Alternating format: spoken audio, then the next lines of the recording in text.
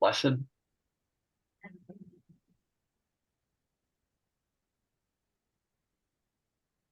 All right, I think we'll get started.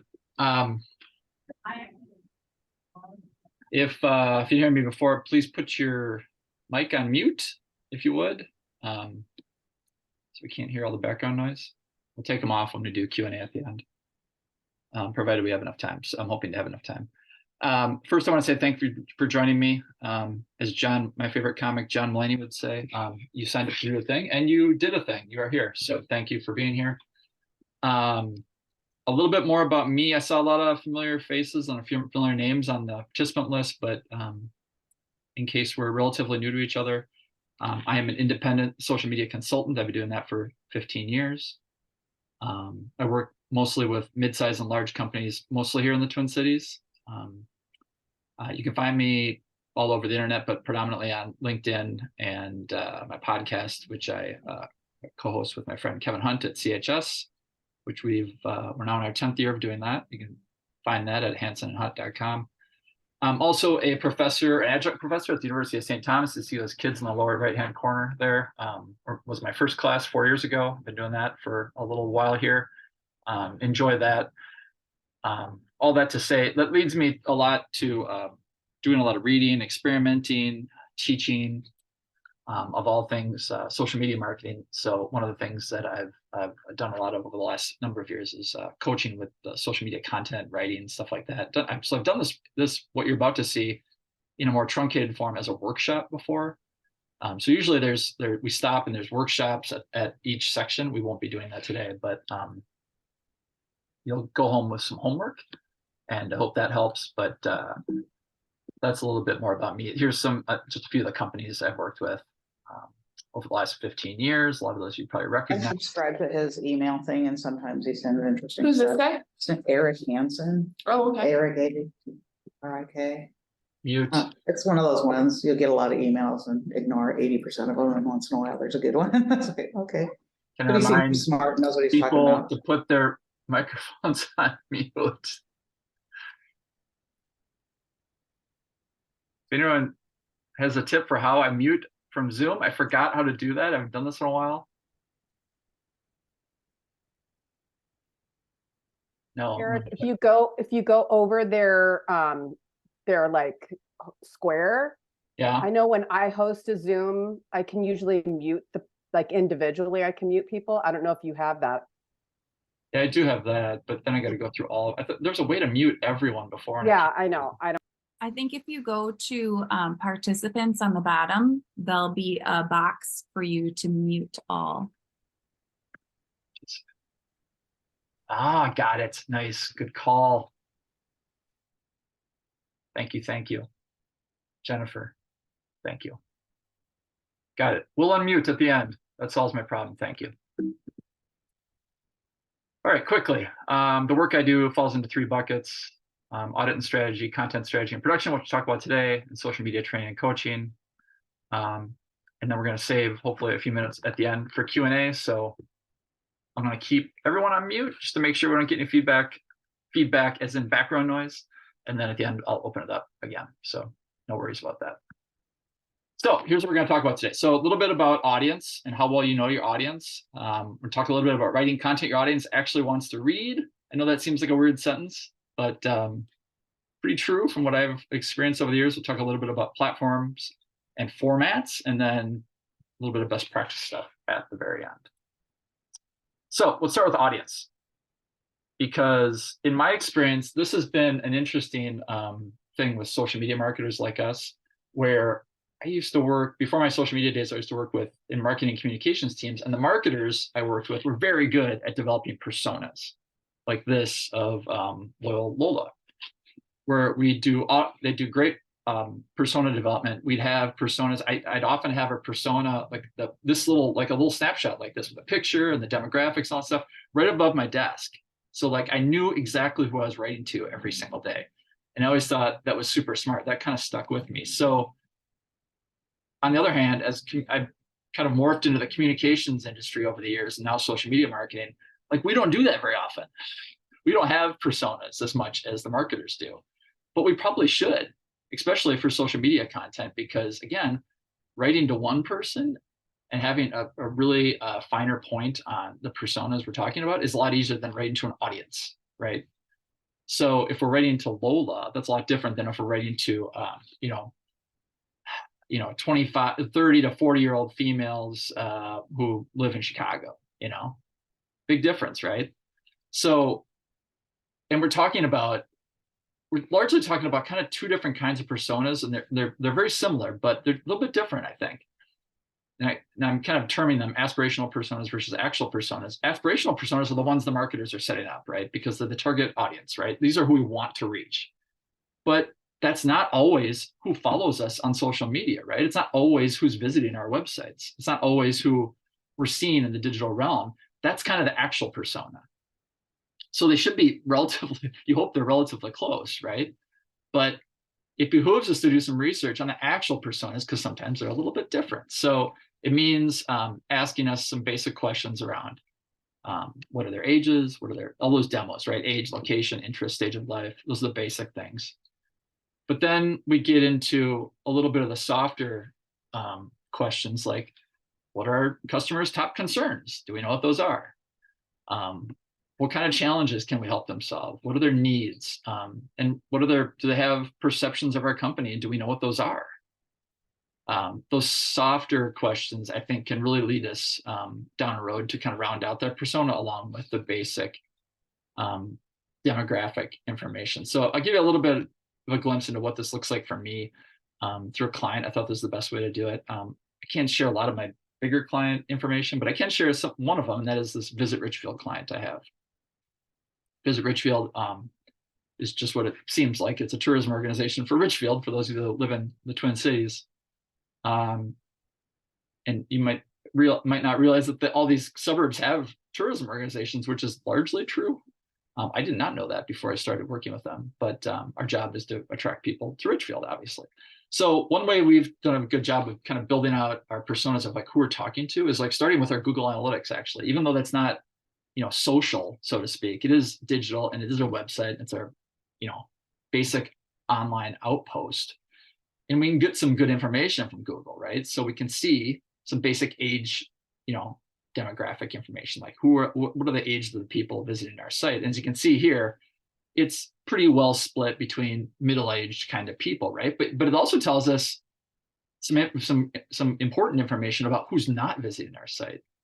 And you can see here, it's very clear that it's not the older people and not the younger people, right? So we're not reaching hardly anyone in that college age to just graduated college age group. That's important, right? So we do want to reach that group, and they sit at the very bottom of this as well as the social data, which you'll see in a minute. So that was a big aha for us as we looked at this information. We can also see, importantly to them, where people are coming from. So we want to know their ages. We want to know some of these basic demographics. We also want to know where they're coming from. So for them, it matters because, yes, we want to reach people in Richfield. They're kind of a secondary audience for us. We're trying to bring people into Richfield. So seeing Minneapolis, number one, is good. We want to bring people into Richfield from Minneapolis. All these surrounding suburbs are good. But also what's missing here is like, we're also trying to reach people in outstate Minnesota and like Eau Claire and La Crosse and some of these communities that are relatively close, that they would come stay in Richfield while they go to a Vikings game, for example. I don't see that on this list. So that's a problem. Like we want to target more of those people. So again, aspirational persona, actual persona. Actual persona for them is, well, it's a lot of Twin Cities people. Aspirational persona for them is, well, we want to reach people in Eau Claire, La Crosse, Iowa, North Dakota, South Dakota. We're not doing that right now. So those are a little bit different in terms of location, at least. You can also glean some information from, actually, believe it or not, I think, the content they're consuming too. And I'll give you an example here. So the second one you see there, that Fred Babcock VFW, is a VFW post based in Richfield. It usually shows up in our top 5 posts from the website in any given month.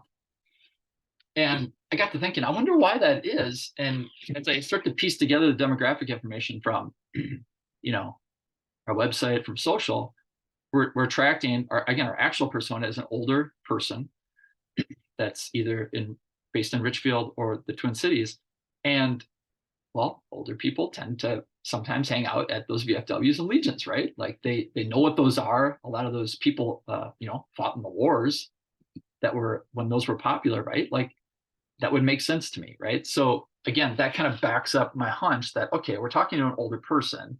Sometimes the content can kind of give you a glimpse into confirming your hunch or giving you a new angle on the person that you might be targeting. And then of course the social stats. So these are, this is from the Facebook page, the Visit Richfield Facebook page, but you can see, Eric. yeah. It shows you that the audience leads heavily female. It's a little older than we thought. And again, we're reaching no one under the age of 25. On the location side, we're reaching people in Richfield, which is great. But it looks very similar to our Google Analytics. So again, actual persona, right? Actual persona, it sounds like it's going to be, an older demographic. It's leading female. We're not reaching any young people, and it's mostly Twin Cities based. So aspirational and actual personas in this case are actually a little bit different. And then finally, you don't want to forget about social listening. Whether you're using a tool like Hootsuite or Brandwatch or what have you, Sprout Social, or if you're just using, Twitter or X search or LinkedIn search, you can do basic searches on the platforms as well. But like this gets at my point in the persona about, how do people feel about your brand, right?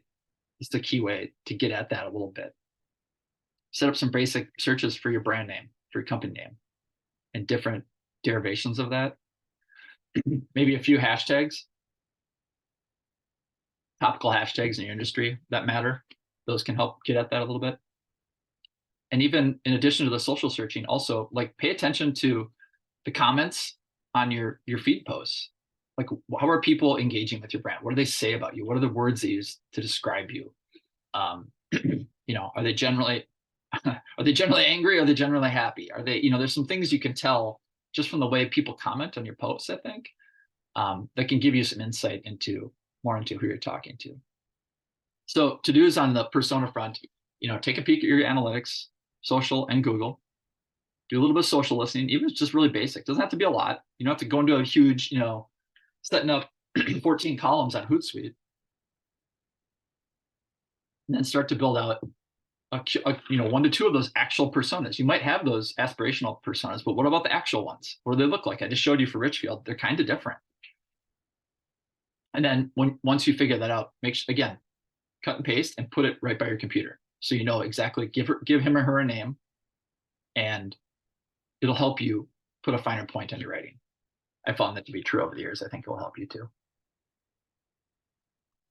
All right, writing content your audience actually wants. I told you this was kind of a weird thing to say to writers and social media folks, but what I'm getting at here is the fact that we see a lot of this on social media, right? And I'm going to pick on Kia and the car companies a little bit because, hey, I had a Kia as of about 7 months ago, and it got stolen right outside my front door. And Kia did nothing. So yeah, I'm going to pick on them a little bit right now. But they're far from the only car company that's doing this. They're pretty much all doing this. And this is this brand first, like advertising content with organic social, right? Where it's like, go back to the question, right? Writing content your customers want. Do any customers want this content right now, or prospects? Like no one's asking for advertising content on social media, yet we see a lot of it. So writing content your customers want actually is a big problem in our industry. A recent study from SEMrush asked what factors are leading to success in your content marketing. And you can see there, the number one thing was researching your audience. So developing those audience persona, yeah, that definitely matters.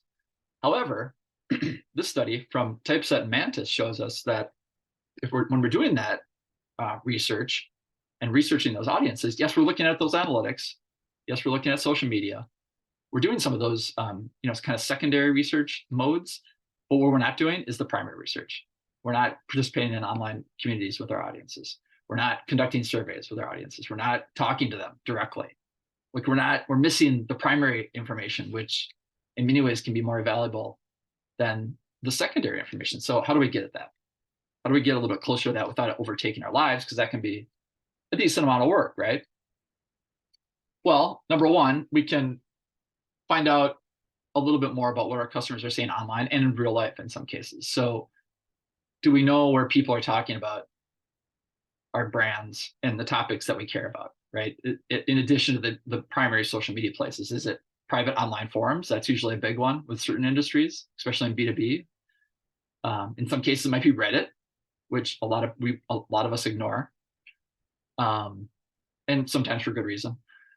Is it private groups on Facebook? Is another big one. Like there are some spots that are kind of hidden on the internet that people are talking about your brand or your company or the topics you care about. You just got to find them. It does take a little bit of work. So that's one spot. Number two, if you're not talking to your customer service team already, that's a huge one, right? They can tell you, you guys, we all as social media people are one of the ears and eyes of our companies, but customer service teams are right there too, right? They're taking all the heat from customers and talking to the customers every single day. And again, they're getting a little more primary information because they're actually talking to them on the phones usually.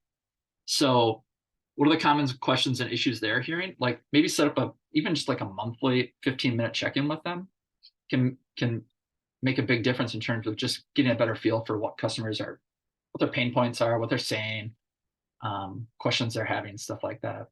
And then finally, don't forget about the media, right? The topics, editors and reporters are some of the best people at having a good pulse on what your industry cares about, right? That's their job. That's their number one job, is to understand what people in the industry care about. So like, why wouldn't you read the industry publications and find out what are the topics that matter? Like that'll give you some insight into what your customers are probably thinking too. It's not primary research, obviously, but it's really good secondary research, in my opinion. And sometimes an overlooked one. So that's a good place to start. Number two, ask them on social, right? Like we have all these poll functionalities on, Twitter. I'm not going to call it X anymore. Twitter, LinkedIn, Facebook, Instagram, all that stuff, right? Like we have it. Like, why don't we use it? Specifically on LinkedIn, I see very few brands using the poll functionality on LinkedIn, and it's always curious to me as to why. Like we should use that more. That's an easy way to pull our audience and get valuable information from them. And maybe we're just not thinking about it that way. Maybe it's like we have to use it as a research tool instead of using it as a promotional tool. I think sometimes we think, let's take a poll and it's going to be more like, it's more promotional than anything else. But what if you twist the thinking and use it as a research tool with your customers and prospects? Like then suddenly you think about it differently. So that could be something you think about. Similarly, asking them via email, right? Most of us have e-newsletter lists, right? Why couldn't we poll our audiences, a couple times a year there using a SurveyMonkey? That's an easy thing to do, even if it's 5 questions. It doesn't have to be a lot, right? It doesn't have to be a full-blown survey that you bring your research department in or your research team in on. It could just be 5 questions. Anything that gets you a little bit more of that primary data on your customers can be really valuable. And then I talked about customer services team, but sales team's obviously another front door to the organization. And I'm going to play, I hope this works, but I'm going to play this short video and then we'll talk about why I'm playing this. Will it blend? That is the question.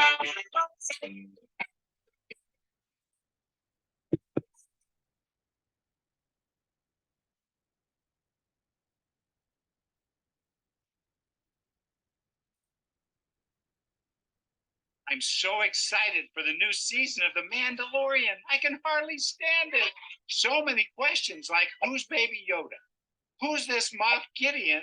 And what's with this black lightsaber? And finally, how come stormtroopers haven't learned how to aim yet? They can't aim, but I bet they can blend. Let's take the Blendtec blender to lightsabers.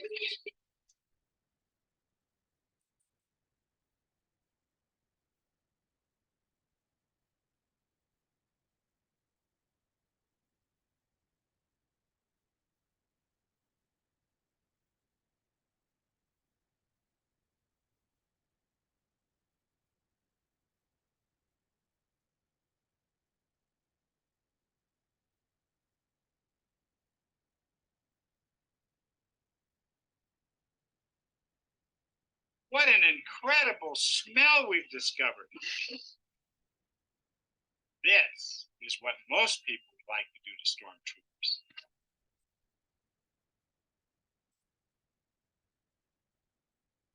All right, so you're probably like, why the hell did you show me this Will It Blend video? And what is Blend Tech? Well, Blend Tech is actually, for those of you that are on the a little bit older, more experienced side, like I am, you might remember these guys. They were one of the first really huge social media case studies early on.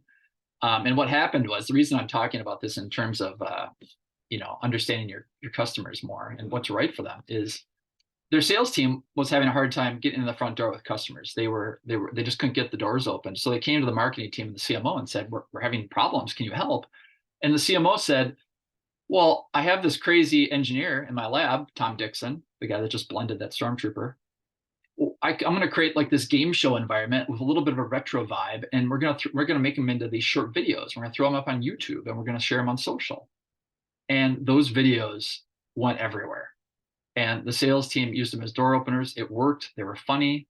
They were interesting. And oh, by the way, they went everywhere on social. So, but that happened because the marketing team was talking to the sales team.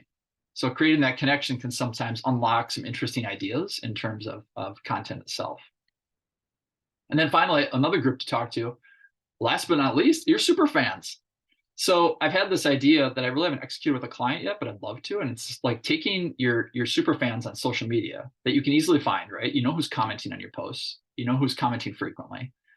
And then creating like these small focus groups and meeting on Zoom, like even just twice a year.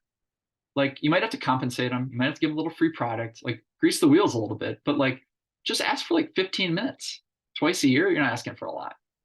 And you could ask them, 10 questions in 15 minutes, and you would get all sorts of primary data and reactions to new products, reactions to new ideas, whatever you want to ask them. What a great kind of tool that would be to have at your disposal, I would think. So interesting idea that really no one's executing. I don't know if this is an example of that, but this Nutter Butter Instagram account is super funny. But they're doing a great job of talking to their audience. We're talking about like creating content your audience wants. If you look at their Instagram account, what they did is, if you go back like maybe a year from now, they were doing what every other brand is doing and posting product photos and really well staged product photography with very dry brand language on their Instagram posts. And then somewhere along the lines, they said, you know what we're going to do? We're going to target, I'm just guessing here, this is what they've done, target a much younger audience. And we're going to use these memes, and we're going to feature our biggest fan, which was this guy named Aiden, who would comment on all their posts. And they just made all these posts into like memes about Aiden. And they're crushing.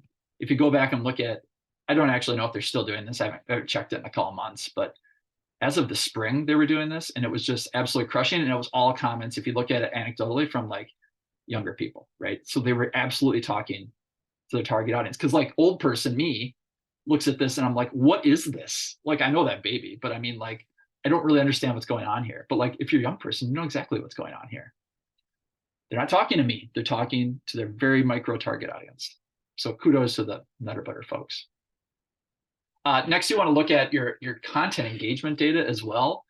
And again, I'll go back to my Visit Richfield folks just for a quick glimpse here. What we do, we're looking at our content data all the time, and you guys could do the same things, right? You're looking at, on Facebook, we looked at our data, and what it tells us is every time we talk about or recap these key events in Richfield, or talk about kind of pride points with Richfield restaurants that are unique to Richfield, they crush. So like that has become a key piece of our content strategy on Facebook specifically, right?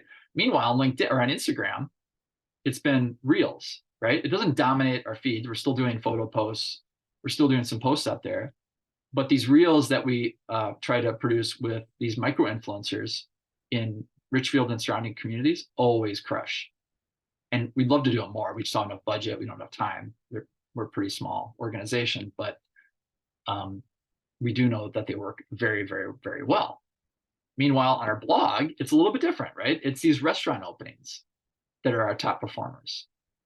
So we kind of fell into this one where we would have a restaurant opening and we write a review on it and we throw it up on the blog. And then I started to realize after I did a couple of them, they were doing so well and they had this long tail search impact. Why is that happening? Well, my theory on why this is happening is because like restaurants like this will open up, and like restaurants like these they're not falling on like Jason Deresha's radar, right? Jason Deresha, big media personality, big food critic. Like he's not reviewing Richfield restaurants largely, right? But someone should, right? Because it's a new restaurant and people want to know. So we kind of took up that mantle and started covering these restaurant openings. And like I said, they're getting not just big buzz when we post about it, when the restaurant opens, it's getting long tail search traffic because people are searching for this stuff and no one else is writing about it.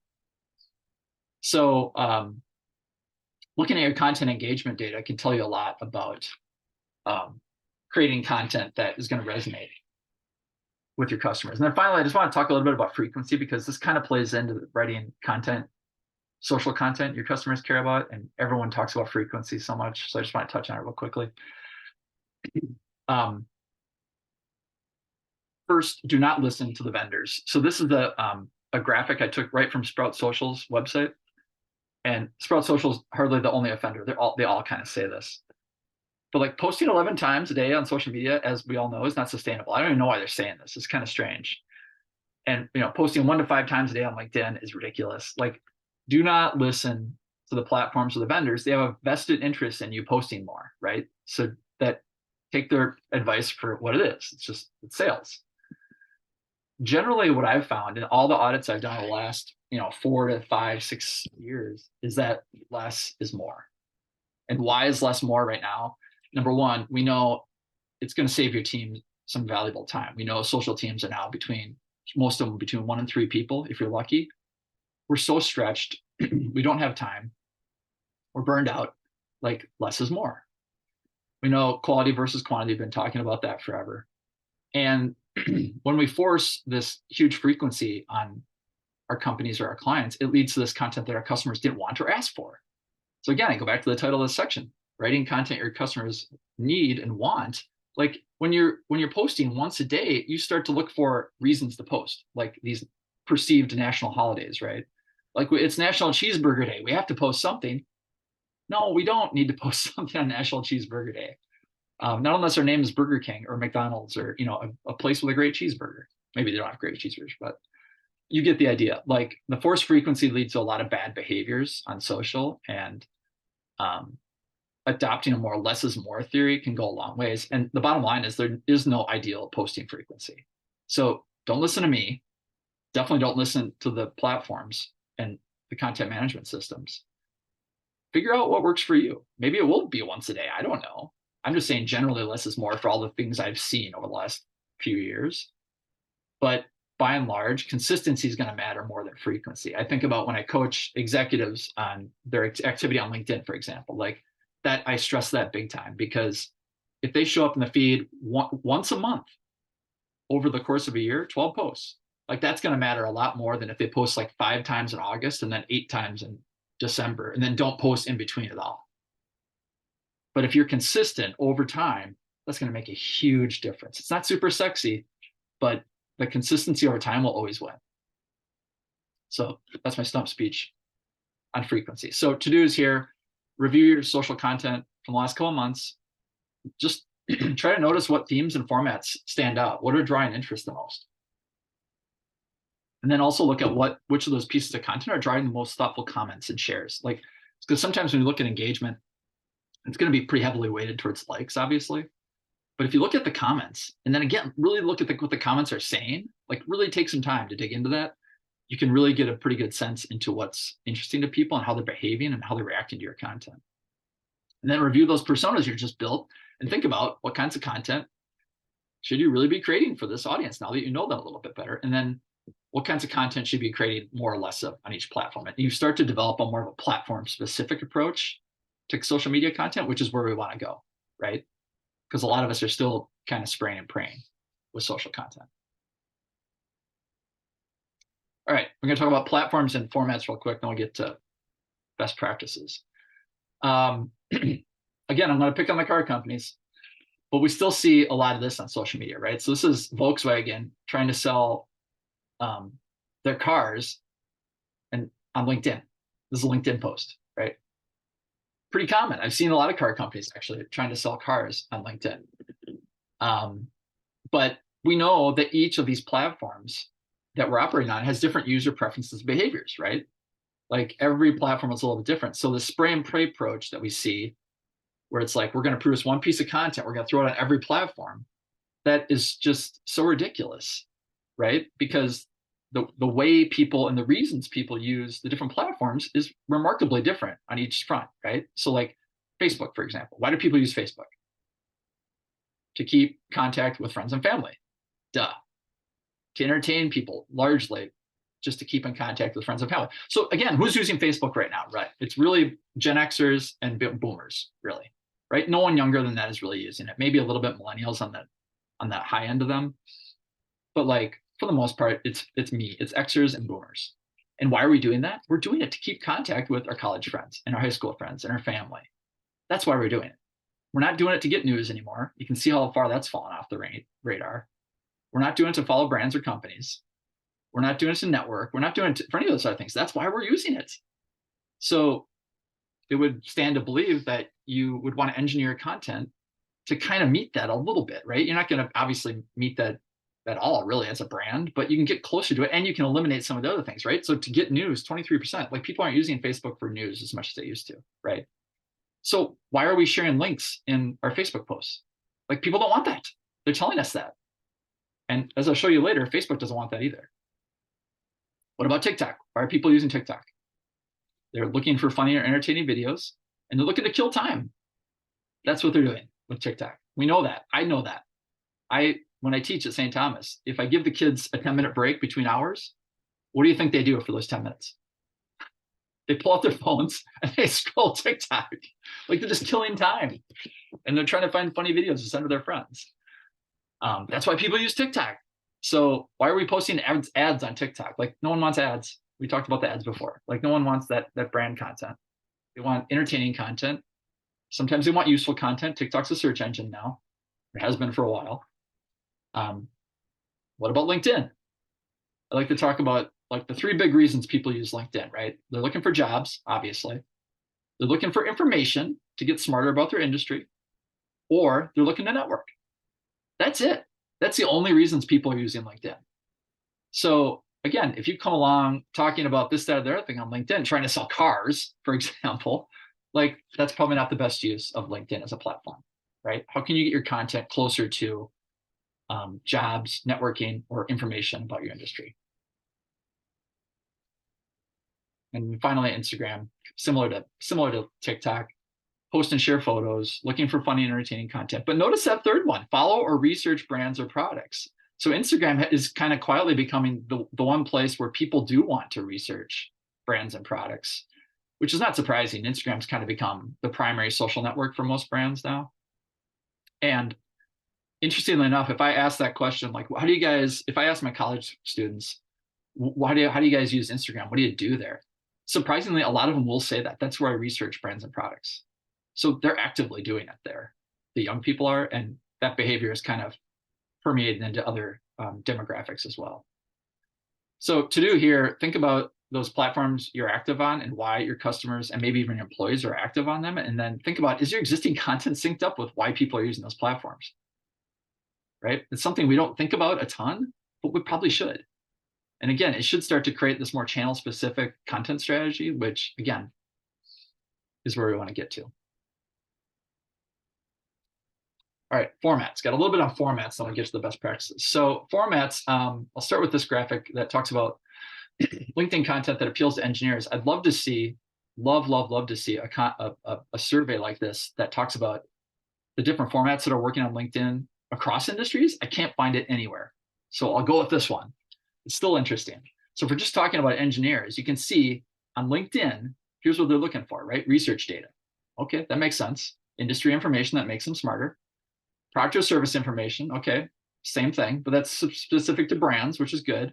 Industry news, company news, industry discussion. So you can see a lot of that stuff at the top is focused on what I was just talking about, right? Industry or information to help them get smarter about their jobs, right? As brands, we can do that. We can be curators of information. We can have takes on industry trends and things that are happening. That's the kind of stuff we should probably be sharing more of on LinkedIn and instead of less, right? So employer brand stuff's still going to matter, but like this kind of industry information thing is something that gets overlooked a little bit. And I think it's probably a good time to get back to that. But on LinkedIn right now, the one format that is really gaining a lot of traction and doing well is these native documents. As you can see here from the Social Insider study, they're generating 3 times more engagement than any other content format, which is pretty crazy. But I found that to be true because when I talked about this on LinkedIn a couple months ago, and when I anecdotally just mentioned it, tons of people jumped in and said, yes, this is definitely working for us. We're seeing huge numbers with this stuff. So that kind of confirmed my hunch that that this survey had pointed out. And some of you might be thinking, wait a minute, what are native documents on LinkedIn? I've never heard of those before. I've never seen those. Yes, you have. You just didn't know they were called native documents because LinkedIn, as you know, much like other social networks, have devised these weird names for their formats. Native documents are simply PDFs you upload that you can use in a series, kind of like a PowerPoint template. And I think they cap out like 10 of them, I want to say. But like you can see KPMG's just doing it here to tell a story, tell a brand story, right? Which is pretty common. That's what people are doing. So basically branded graphics that people are using on LinkedIn, but in a different way. But again, LinkedIn is prioritizing these things, so they show up in the feed more. So native documents working well. Articles also working pretty well on LinkedIn. And brands are using these to build employer brand, obviously, like Cargill is doing here, where they're talking about their corporate archivist, which is a super interesting job. That's pretty smart, I think. 3M, Mike Roman using it to kind of align communications, internal and external, which is also a pretty smart way to use those. Thought leadership, obviously. The articles allow 12,000 characters. Like it's a blog post, basically, way longer than a blog post, 120,000 characters, sorry. So they can talk about more complex subject matter than they could in a regular LinkedIn post. So thought leadership is obviously a big one. But these article posts I've seen are also impacting organic search results. So even I did like a basic search for my name and TikTok because I talked about TikTok in a post a while ago. I don't talk about that much. And sure enough, it shows up right below my blog on page 1. So these things are working their way into search results once in a while, which is pretty interesting, as well as other social platforms, but gives you another reason to think about that as a platform or as a format. On Instagram, the formats that are working best, which this might not surprise many people, but carousels are outperforming the image posts and the video posts. Not by a ton, but by enough to pay notice to it. Engagement across the board is declining on Instagram, which is worth noting. And we've seen that across different other platforms as well, notably Facebook. So not surprising there. But these carousel posts are interesting. I think there are opportunities for brands to use them more, especially since they're performing so well. Roundups of user-generated content from events, trade shows notably, or conferences. And I'll show you an example of that in a minute. Brand photo dumps. We see people doing photo dumps on Facebook or on Instagram all the time, but brands could do that too, right? I think about Visit Duluth, since I love Duluth. Visit Duluth does a great job of curating like user-generated content on their Instagram feed. Well, they could do like seasonal updates of like the top 10 photos from the fall. That's a good idea. And what about behind the scenes looks, like behind photo shoots, things you're doing behind closed doors within reason at your company? Like those behind the scenes things always do well. Those are all easy things to do for carousel posts. So like here's a good example of that user-generated content from events. Adobe has this Adobe Summit every year, huge deal. Tons of content, tons of user-generated content. So I just went looking at the Adobe Summit hashtag. I found tons of photos like this. Like they could have easily done a carousel with all these great photos of people that attended the event. Would have been super easy. And many brands have this opportunity. This is a pretty common thing. So you just give people the opportunities to do it and find the right user-generated content. Boom, you got an easy carousel post. So I think the opportunities are there for brands to take advantage of those carousels. But with Instagram, as most of us know, it's really all about Reels right now. The Reels are beating even the carousel posts, and they're crushing the feed posts at this point. Even to the point where like you probably shouldn't even do like regular video posts anymore, just do Reels, right? Because they're performing so well. And interestingly enough, you might be thinking, if you're a smaller mid-sized brand, like, man, we just can't produce that much video content, it's not really working. But the stats tell us, or at least this Social Insider study says, that the smaller your company is, the smaller your following is on Instagram, the better your engagement rate is with Reels, right? So yes, Target's doing Reels and they're crushing for them, but it's like an outsized impact for smaller companies and mid-sized companies. So that's pretty interesting. That's what led me to believe with Visit Richfield. It was like, well, maybe we don't need to do too many. We should do these. Let's just not do too many of them because they're really time consuming. And if we work with an influencer, it's costly and stuff like that. But even if we do a few, if they're really working well for a smaller organization, that makes a big difference. Because if we do a feed post for the Visit Richfield account, it usually doesn't do all that great. It's just tough to get organic engagement rates, but not with the reels, it comes a lot easier. So that's worth noting about reels. That's an interesting stat I saw recently that I passed along. Okay, we got about 15 minutes, so I'm going to go through just some basic social media writing best practices that I've kind of gleaned and learned over the years that I thought would be potentially helpful and get you thinking differently about your content.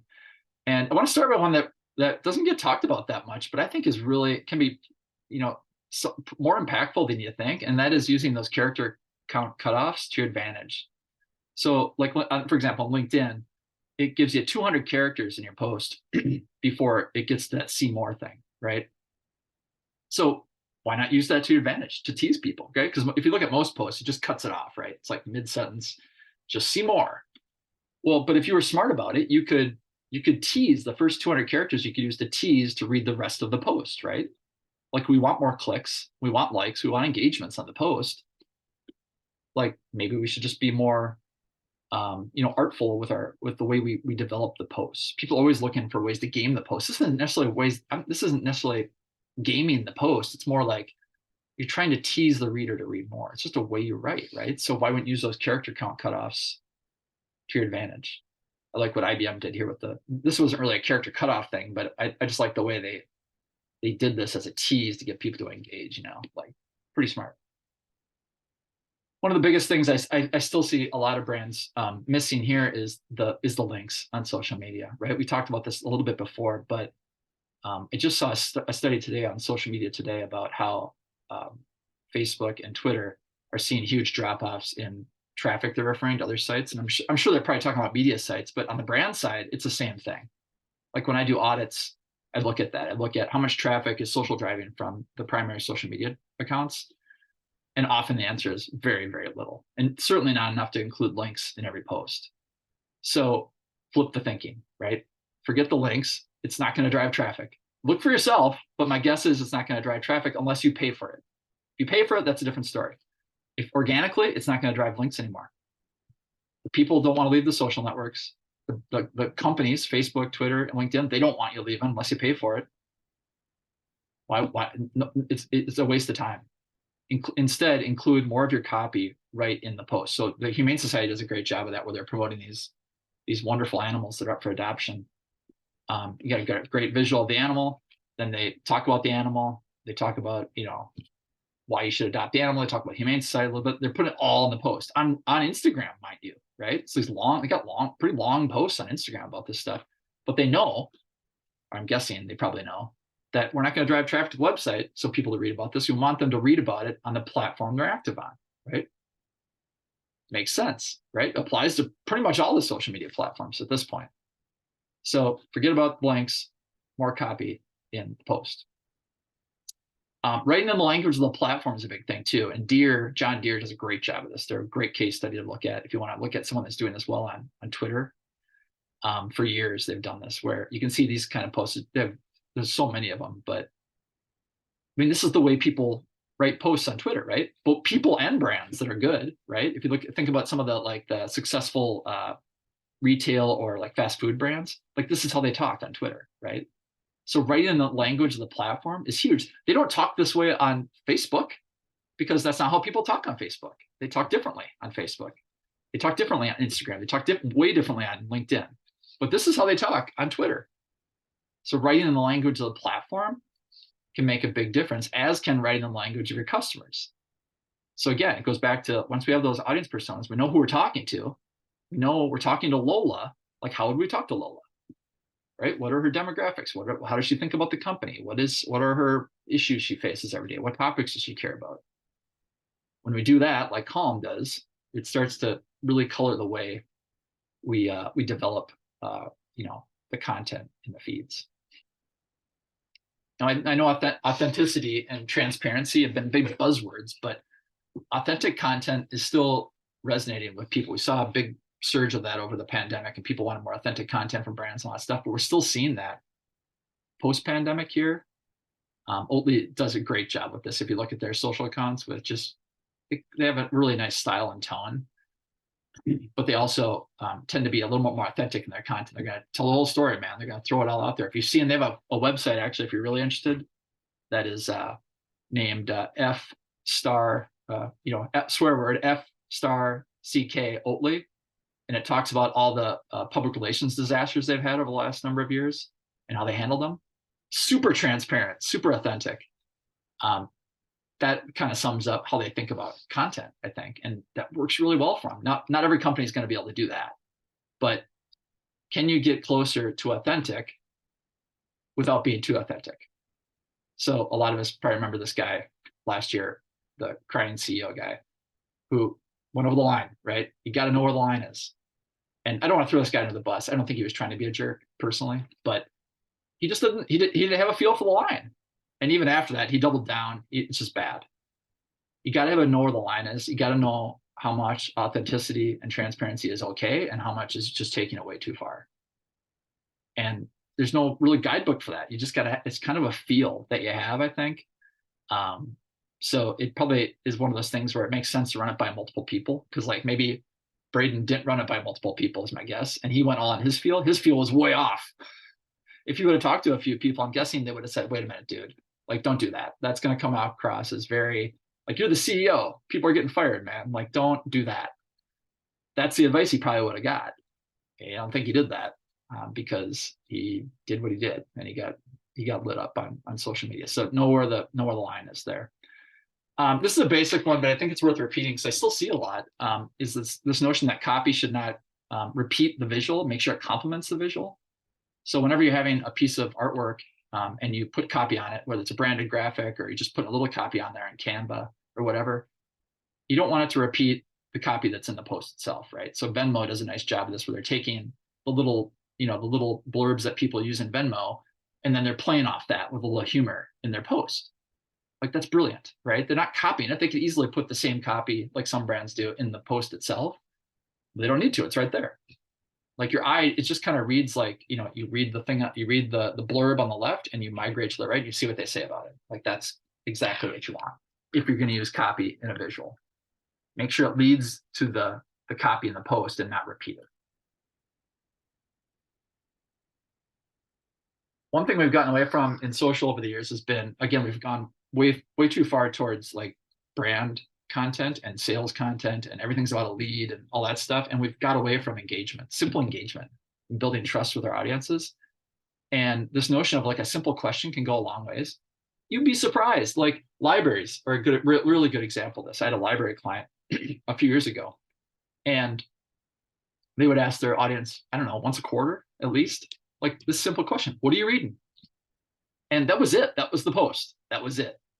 These guys kind of violated the thing I just talked about a little bit. But this library I worked with was simply just like, what are you reading? And they would get hundreds of comments from people, because people think about their persona. If you're a library geek and you're going to the library all the time, like my wife reads a ton of books. Like, she would love to talk about what she's reading. She talks about it to you if you don't even ask her to. So a simple question can go a long ways around your brand. Think about what the topics are that your customers care about. Again, go back to customer first. And then what kind of questions could you ask them to just start a conversation? What would get them going? Libraries, it's not a big secret that people love to talk about what they're reading. This makes sense that they would ask this question. And by the way, I know Des Moines Library is one of them. They ask this like every month, like once a month they're asking it, because they know people are reading a lot of books, or their core customers are, at least. Another big one that a lot of brands are violating too, this one right here, right? Ditching the branded graphics, or at least mostly. When I do these social media audits, this is one of the huge things I see a lot of brands doing. It's just way overdoing it on the branded graphics, right? Like, and so some case where some of the 75% of their feeds are these branded graphics, right? And I get it. It's hard to get visuals, especially during the pandemic. It was super hard. So we had to lean on these a little bit more.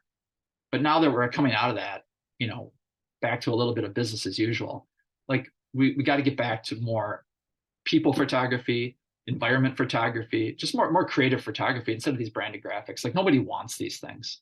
Every time I've done an audit, they'd never perform well. And Grant Thornton, when I looked at them, was no different.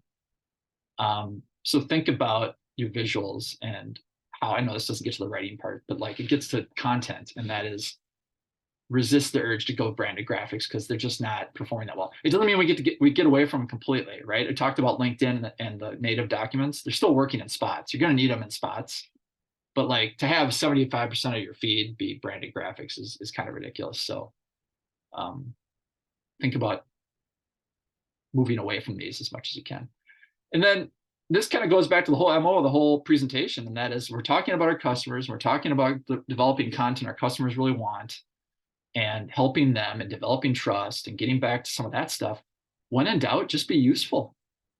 We can all be useful. I mean, Canva's got it set up well where they have, a platform where they could talk about features that people don't know about, and they're just being useful. They can be useful all the time, really. So they have a built-in advantage, but most brands can still do this, right? You can still be useful to your customers in some way. So think about how that would work for your company or your clients. Because we can all do that. I mean, we do that a lot with our Visit Richfield account, where we're talking about, we'll make like restaurant lists of, places to go on a Friday night, or bike trails to, hit up for a bike ride with your family or something like that. It's all about being useful, right? Like what kind of content would people want?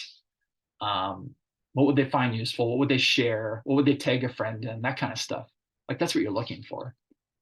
So I think that's a good question. Just come back to when you're having a tough time. All right. Let's see if I can figure out how to unmute and I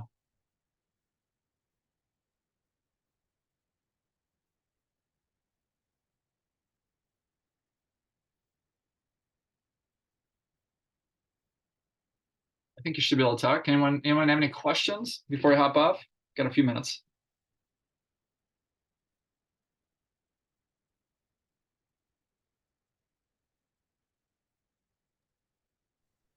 Hey, Eric, it's Bruce Anderson. Great presentation. Thank you. Oh, yeah. Can you speak to the topic of ghostwriting and authenticity for some of the execs you support?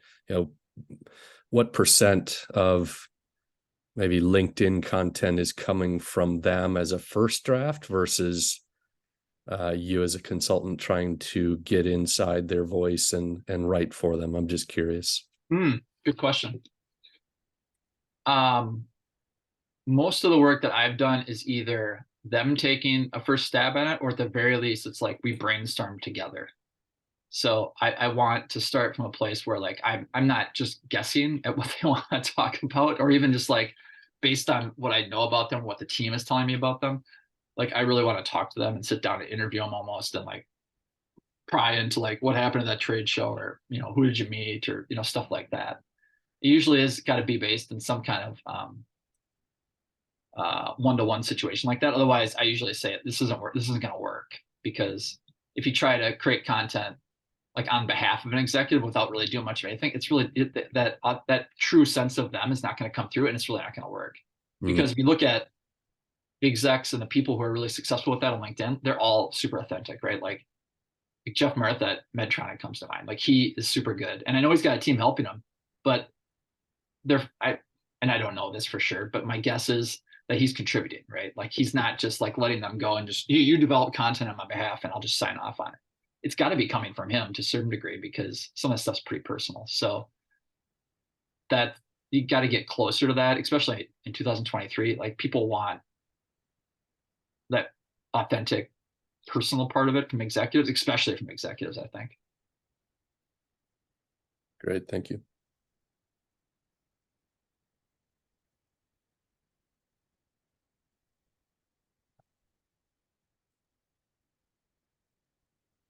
Eric, I might have missed this during the presentation, so I apologize. But in terms of brands interacting with people who comment on social media, how important is that? And how quickly should you respond to someone who responds to your post about what book they're reading this weekend?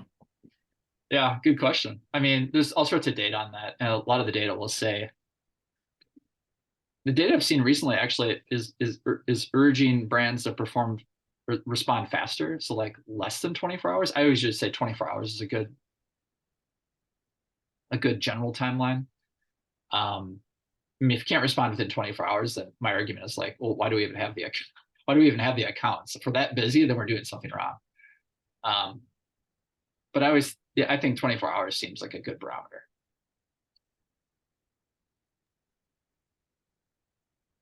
Hi, Eric. This is Wendy Wicks. Wendy, How are you? how are you? Thank you for an excellent presentation. I'd like to touch that little hot button of yours, AI, and Yeah. where do you think its place is in social media? I don't know. I haven't really. I have been. I will probably admit I have not been. I'm not super. I'm not. I wouldn't say I'm an AI power user. Let's say that much, right?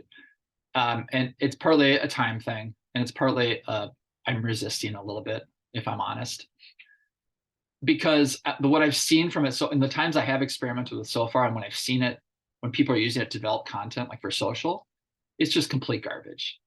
So like my working theory on the text piece of it at least is that I think it's a good research tool. Like I've used it as a research tool, not with social media, but like to plan for trips and stuff like that. And it does work well as a research tool.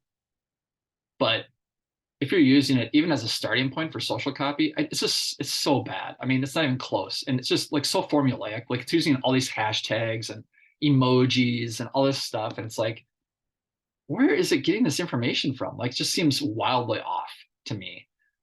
So It also strikes me that we might all sound the same if we're that too, using the right? same AI, right? So how do you Right. distinguish your brand? Right.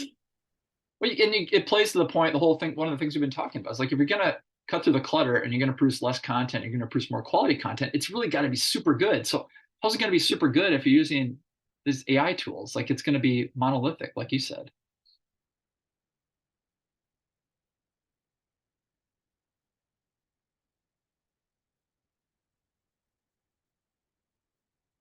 Maybe time for one more. Otherwise, I'll give you 1 minute back in your day. How about that? Hey, Eric, Liz asked a question in the chat. What are the most important KPIs to measure and share with leadership to validate importance of social in the marketing toolbox? Great question. This is a really hot button topic right now because for years we've really looked at engagements and secondarily traffic as our two, like those are our two ones we're going to measure, right? We're all about engagements and we're going to drive all this traffic to the website. Well, I just talked to you about traffic, right? That's not working anymore. So to expect organic social to drive traffic to your website is not going to happen, I don't think anymore, or at least not right now. So that's out. And engagements are down too. I just told you about, I didn't tell you about this one. There's the Instagram engagements I showed you were down. Facebook engagements are down. Twitter engagements are down. I mean, the only place we're really seeing any lift in engagements really is LinkedIn across the board. So I'm not sure engagements are a good metric anymore either. I think it's more, I don't really have a firm opinion on this quite yet, but it's more leaning towards like awareness now with social media, with organic social at least, right? Paid social, all doors are open because you can goal your campaign towards whatever you want. But like organic social, I think it becomes more about awareness now because like these B2B companies are all about leads. And it's like, if we can't use social for leads, what are we doing? It's like, wait a minute, what about the top of the funnel? The top of the funnel still matters. It matters a lot. So I think social in the next few years, you'll see brands migrating towards using it really merely for awareness and really kind of using other tools to get at leads and even engagement to an extent. But that's a really good question. Hey, Eric, I think you were the one that I read post in the past few weeks or one of your newsletters that talked about what you've been saying in this about how engagement is going down. Yeah. And so kind of, is it going back to almost like a one-way communication as a lot of advertising used to be? I think that's what you were talking about instead of it being more of a conversation. Yes. So do you think that like to this point and to what you just said, that social media is almost becoming like you have to have a website for legitimacy, right? So, it's almost becoming like another version of that. Like you have to be on social media so people can find you and get more information about your brand, your product, your service, whatever it might be. But Mhm. it's not so much anymore about the conversation that I think was happening in the early days. Definitely not about the conversation anymore. Like that part, there's so many lurkers. Everyone's going towards lurking, not just old people, they're young people. Yeah. So again, yeah, the conversation piece is kind of dead. But I don't know. I mean, it definitely, that's where it devalues the engagement and the impressions matter. But I still don't think it's like you just go total ad play. Like I still think there's some value in like, trying to like the basic question format I was talking about. There's still some value in like trying to stir up conversations from time to time. I just don't think it's going to be all the time anymore. But I also don't think the companies need to be, you mentioned like you need to be on social. I'm not so sure about that. And you definitely don't need to be on all the channels. So like we're seeing that with Twitter right now, obviously, where a lot of people are either pausing or deleting their accounts. Like I think people are going to realize it with some other accounts too. Like maybe Facebook is another one, right? Like, do we really need our Facebook account? Or could we just pause it and like not post there? We'll take questions there. We might advertise through Facebook, obviously, but like we're not going to post organically anymore. I think that might happen more often in the years ahead because this is changing. It's changing towards more of a dark social environment where there's more forums, there's more communities, stuff like that. That's where it's going. Like public facing social is kind of slowly eroding. It's not I wouldn't say it's dying, I guess. I made a statement about that recently, and that's not the right word. It's more eroding, I guess. That's where it seems to be going. That's a really interesting discussion, though. That's the whole discussion, I think, right now is like around the metrics and the behaviors of people and how that's wildly changing in the last few years. I don't know. Interesting. Hey, Eric, on the topic of you called it Twitter X, I'd encourage everyone to just do a quick search on their CEO and her interview at the Code conference. Pretty fascinating for a media guy to observe how she was likely prepped for that. It's just a fascinating and awkward conversation to watch. So do a search on that. It's great. Yes, it is. Thanks for bringing that up. All right. Well, thank you all. I'm going to record this in case you have other people that didn't make it, and just look for that on my social feeds or my newsletter or my website. But thank you all for being here. I appreciate it. And I'll see you online.